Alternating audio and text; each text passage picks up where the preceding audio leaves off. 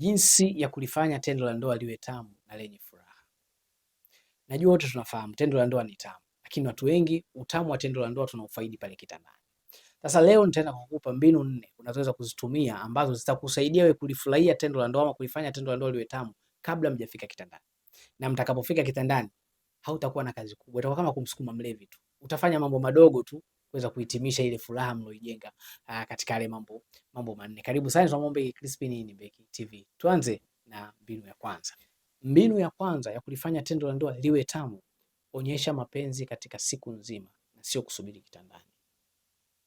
Nikimaanisha, leo ukijihisi una hamu ya kukutana na mwenzako, basi anza kuandaa mazingira katika njia ya kumuonyesha mwenzako mapenzi ya ajabu katika hiyo siku. Maana yake hii ndio siku utakokuwa unamtumia sana message. Hii ndio siku utakokuwa unaongea naye vizuri. Hii ndio siku utakokuwa unampigia sana simu. Huenda wewe ni mwanaume, utaonesha kumjali, kumpigia simu mke wako kila dakika, mke wangu unafanya nini? Vipi? Uko wapi hapo? Umevaaje? Umeshapika? Yaani mpaka mke wako aanze kusema, leo mbona kama kitu hakiko sawa? Mwenzangu leo ana nini? Yaani ukianza kuonyesha hiyo mbinu, wanawake wana kawaida moja ya kunote vitu, atahisi kabisa leo mume wangu ana hamu. Sio, ushanielewa? Ama wanaume ukianza kubadilika kufanya kitu kama hicho, anaanza kuona leo mke wangu yupo kawaida, leo mke wangu atakuwa na hamu. Kwa hiyo kuonyesha upendo mwanzo kabisa ama ndani ya siku nzima kabla ya kukutana kitandani, kuna muandaa mwenzako kisaikolojia kujua kabisa kwamba leo nahitajika. Kwa hiyo hii itaepusha ile kumsurprise. Kuna baadhi ya watu wanarudi nyumbani wakiwa na stress, wakiwa hawana mood ya kusex. Then wewe una mood ya kusex. So unapohitaji ndio utakutaka kunatokea migongano, unakuta mwenzako hajisikii. Lakini ukimwandaa katika hii namna, hata kama alikuwa hajisikii, anaanza na yeye kujiandaa kuona leo nina deni nyumbani la kufanya. Lakini pia inaanza kumjenga kihamasa tokea huko kazini alipo. Unaanza kumjali kutokea huko kazini alipo. Lakini pia itamsaidia yeye kama kuna changamoto anakutana nazo kazini, wewe utaanza kuzitatua hizo changamoto huko alipo kazini. Akirudi nyumbani kwako anakuwa tayari yuko clean. Kama kuna jambo linamtatiza, na maana atakwambia kwenye message, kuna mtu fulani kaniuzi, unampa moyo, achana naye mke wangu, kama usipofuatilia kwanza wewe, yani unajua unamjenga katika namna mpaka unarudi nyumbani, yani huko kazini yeye anajisi yupo na wewe, mpaka unarudi nyumbani ni kama unadhihirisha tu uwepo wako, lakini ulikuwa connected na yeye since asubuhi. Kwa hiyo mbinu ya kwanza ya kulifanya tendo la ndoa linoge liwe tamu ni kuanza kuonyesha mapenzi siku nzima kabla ya kufika kitandani, ili uweze kumwandaa mwenzako kisaikolojia. Sasa kama hajajiandaa aweze kujiandaa, ajue kabisa leo mume wangu anataka, kwa saa 12 ikifika nijiandae mapema, ili akija akinikuta niko tayari. Na wanaume naye ajue kabisa leo mke wangu anataka, kwa sitopita katika magenge yangu na upitaga, lazima niwahi nyumbani na nijiandae. Mimi nikitakaga kufanya game nafanyaga 1 2 3. Kwa hiyo mwanaume naye ajipange katika namna ya kujua leo nataka kutoa game. Sawa sawa. Kwa hiyo ndio mbinu ya kwanza. Onyesha mapenzi siku nzima. Usisubiri paka mumeo arudi ama mkeo arudi ama paka mkutane mfike kitandani ndio muonyeshe mapenzi. No, msishtukizane. Anzeni kuonyesha upendo katika hiyo namna ya kutumia mawasiliano ya simu. Sawa sawa. Twende kwenye mbinu ya pili. Mbinu ya pili, msifie kwa uwazi kuhusu vitu ulivyovimisi kutoka. Maana yangu, umwambie unajisikiaje unapokuwa. Kitu gani umemisi katika penzi lake? Kitu gani kinakuvutia katika mwili wake? Hapa tunaongea kuhusiana na sex tu, tendo la ndoa. Haina haja kumwambia mchapakazi, una adabu, no. Hapa ni tendo la ndoa. Kwamba mume wangu, unajua ukiniwekaga hii style ile pale naipenda, yani hapa nimekaa hapa na naikumbuka ile style tu. Mke wangu, unajua ukibinukaga hivi nakuwa nakuonaga vizuri, nakuwa nakupata vizuri. Alafu na kitu fulani ukinifanyaga, ni story za ngono tu. Sio, ushanielewa? Na ni story za ngono za kumsifia, kumuonyesha kwamba yuko vizuri. Hii inampa furaha na amani na hamasa ya kulitaka tendo, kwa sababu linamuaminisha kwamba anafanya vizuri. Kwa anza kutuma hizo message za matusi. Kuna watu hawapendagi hizi message, lakini nikwambie hizi message zinamuandaa mtu, na ndio maana unaona kuna watu wanafanya sex ama wanaridhishana kwa njia za message tu. Yangu umekaaje hapo, umevaa chupi gani? Chupi. Yaani natamani ningekuwa nyumbani hapo chupi ningeisogeza tu pembeni hiyo. Nikuweke hapo. Mara mume wangu nimemiss kunyonywa. Mume wangu ukimnyonya mtu mwingine utaniumiza wewe mume wangu. Yaani ni story za mapenzi na matusi tu. Alafu mume wangu ile style unaonekaga pembeni hivi kitandani, mimi naipenda, leo natamani uifanye tena ile style. Yaani ni story za kumuonyesha yeye ni rijali, ni story za kumuonyesha mke wako pia yeye ni mkali. Kwa hiyo msifie kwa uwazi kuhusu vitu ulivyovimisi kutoka kwake. hiyo itamsaidia yeye kuamsha hisia zake na kuanza kujiandaa kwa kuvifanya. Ushanielewa? Hii mbinu ya kwanza na ya pili kama sijapishana, lakini zimepishana. Mawasiliano ni kwamba sio lazima tu mwasiliane juu ya matusi. Yanaweza kuhusiana na kazi, yanaweza kuhusiana na namna unavyomjali, unavyomisi, unataka kujua siku yake imeendaje. Na hii mbinu ya pili ya kumsifia ama kumsifia vile vitu vya uwazi unavyovimisi kwake pia ni nyingine. Hii inamuingiza sasa katika mfumo wa yeye kuanza kuimaginations, kukumbuka namna moment mnazozifanya. Hii itamsaidia sana kumpa hamasa, kumtia moyo, kufanya kwamba aone okay, kumbe ninachokifanya kinatija na mwenzangu anakijali. Kwa hiyo itamuandaa pia kisaikolojia. Hizi mbinu zote zinacheza katika saikolojia. Umeona? Kwa kabla hujaja anajua kabisa leo kwa hizo stories nilizopiga na mume wangu. Hivi unajua kuna notice kuna mtu unapiga naye story lakini hizo stories zako zinamtia nyege. Hiyo ndio unavyotakiwa ufanye sasa katika hii mbinu ya pili ya kumsifia kwa uwazi vitu unavyovibisi kutoka kwake. Hiyo ni mbinu ya pili. Mbinu ya tatu, tengeneza mazingira mazuri. Kuanzia mwili, mavazi na mazingira. Maana yake ushafanya zile mbinu mbili, sasa hii ya tatu ni physical kabisa. Hakikisha hiyo siku ukishajua, kwa sababu zile mbinu mbili zishakuhakikishia ama zishakuonyesha mwangaza kwamba huyu mtu leo anataka. Kuhakikisha unajisafisha vizuri. Kama unajifusha udi mtoto wa kike, fanya manjonjo yako yote unaojuaga, yani kiyafanya mume wangu akija atafurahia tena. Sawa eh? Kuoga vizuri. Kama kuna mambo ya udi ya kujifusha na vitu kama hivyo fanya. Huo ni usafi wa mwili. Lakini pia mavazi ni kwamba anakukuta nyumbani sio na mabukta ama na madela alochanika, anakukuta nyumbani na night dress nzuri. Yani night dress fulani hivi kama inataka kuonyesha ndani kama inataka kuonyesha ndani. Ama anakukuta na chupi fulani hivi ambayo kama mbele imeachia kitobo cha yeye kupita. Yani kuna vitu fulani vya ajabu ambavyo mwenzako akiona tu mavazi anajua kabisa leo attention please. Unavaa mavazi ya attention please ama emergency call. Jamani, mapenzi yana mambo yanaanzia gambali. Kwa lazima ujiandae katika namna ile ya kumtega. Lakini pia na mazingira ya ndani. Sio mbaya kufanya adventure. Sio kila siku mazingira yabakie kuwa yale yale ya kawaida. Leo unaweza kushangaa labda kitandani umemwaga maua fulani ya asmini, umemwaga maua fulani ya kunukia.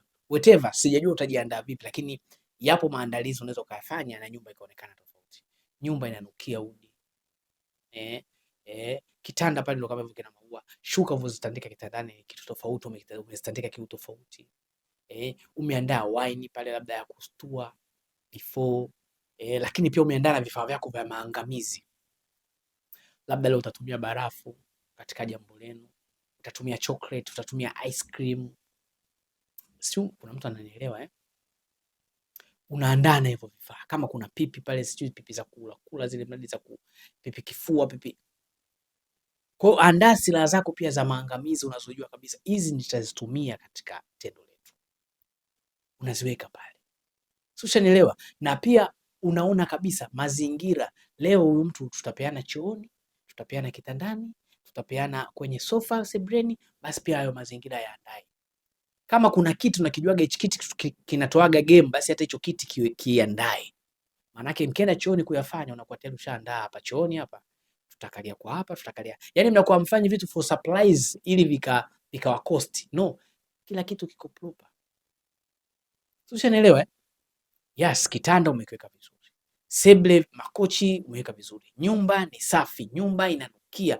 Yaani sio mbaya kubadili mazingira ya nyumba ili kuondoa ile mazoea. Kila siku mtu anafanya mapenzi katika mazingira yale yale. No, hamwezi kwenda hoteli, leo mnapiga game nyumbani, lakini sio kila siku nyumba iwe vile vile. So mazingira pia ya ndani pale yabadilishe. Mtu akiingia ndani kwako tu, kuanzia mavazi yako yanamwamsha hisia zake.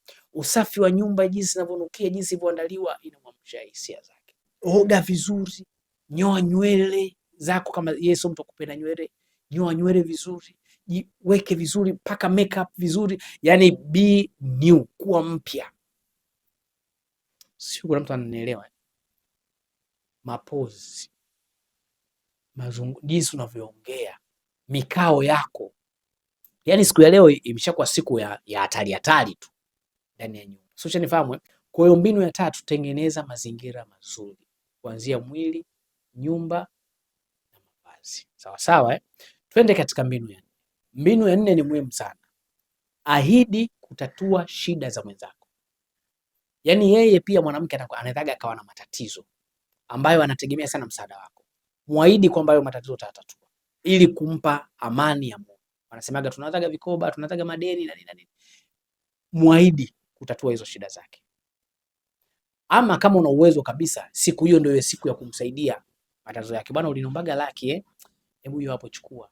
Bwana, ulikuwa na shida na 300 hiyo hapo chukua. Alafu uliniambia kuna biashara moja unataka kufanya, ulikuwa unafikiria kuifanya katika namna gani? Mimi nilikuwa nataka kama mtajua hivi tu, mimi nitakusaidia, kuna mtu nitakukutasha. Yaani siku hiyo ni muahidi yale zile shida zake alizokuwa anataka umsaidie, kwamba utamsaidia ama unamsaidia kabisa. Utamfanya mwanamke awe na amani na akili yake utarudishe pale. Sasa kwa wenye uwezo, saidia kabisa kutatua shida. Chukua hiyo 300 mpe. Bwana, mke wangu hebu hii 300 itakusaidia, kama kuna changamoto zako hapa na pale itakusaidia. Una uwezo 300, bwana mke wangu, hii 50,000 nimekupa tu, kama kuna changamoto 2-3 itakusaidia. Mpe hela hiyo siku. Kama hujui ana changamoto, mpe tu hela. Kama unajua ana changamoto, muahidi kuzitatua ama zitatue kabla ya tendo.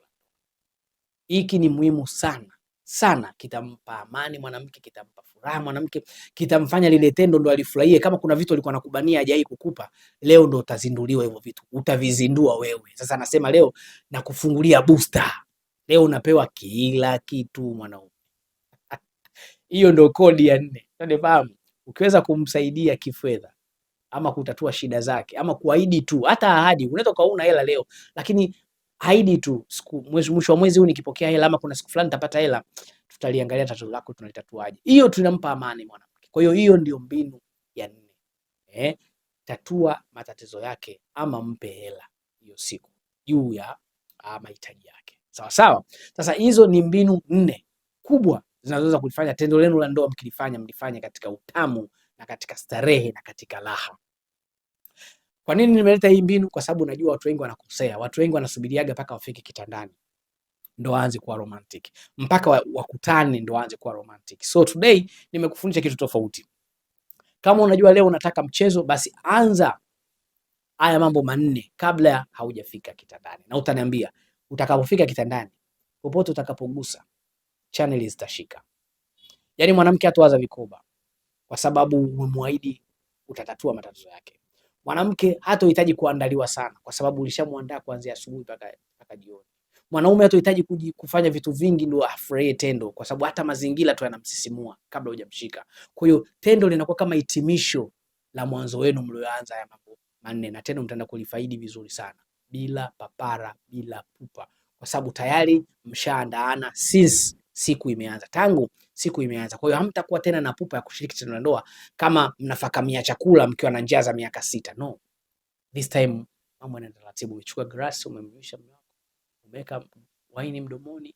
Fanyeni kama mna act movie tu. Waini umeweka mdomoni, fasa unamlisha kwa mdomo waini. Chukua pipi kifua, umetafuna, umeenda sehemu zake, umepiga kitu vizuri. Kama kuna vitu vyako umechukua barafu ile, chukua chocolate ile, milkshake, mwagia mwili wake pita. Yaani kuna vitu fulani mtavifanya vitakuwa very amazing. So hayo yalikuwa ama hizo zilikuwa ni mbinu 4 za kukusaidia. Maki nitaongea sana hapa. Najua nishaongea vya kutosha na mshanielewa. Kwa hizo zilikuwa ni mbinu 4 za kukusaidia wewe kuweza kulifanya tendo la ndoa liwe tamu na lenye furaha kabla hamjafika kitandani. Na natumai umelielewa sana. Na kuanzia leo naamini kuna kitu kitabadilika katika maisha yako. Naomba uniandikie hapo kwenye comment hili somo limekusaidia katika namna gani na mimi nitakujibu. Lakini kwa wale wenye matatizo binafsi wanahitaji kunitafuta, wanahitaji ushauri wa private, basi namba zangu za simu mnaziona zilikuwa zinapita hapo, zichukueni, ni 0659 15 23 33. Nitafute private na tutazungumza mambo mengi sana. Hope umeenjoy. Naomba usiondoke bila kusubscribe kama wewe ni mgeni, na kama wewe ni mwenyeji akiwa bado hujasubscribe, naomba pia usiache kusubscribe kwa sababu hiyo ndio tutafanya tuendelee kuwa karibu zaidi na kuweza kuyaona masomo yangu mengi zaidi. Mwisho wa video hii ndio mwanzo wa video inayofuata. Tukutane katika video inayofuata mimi na wewe. Hadi wakati mwingine tena. Bye bye.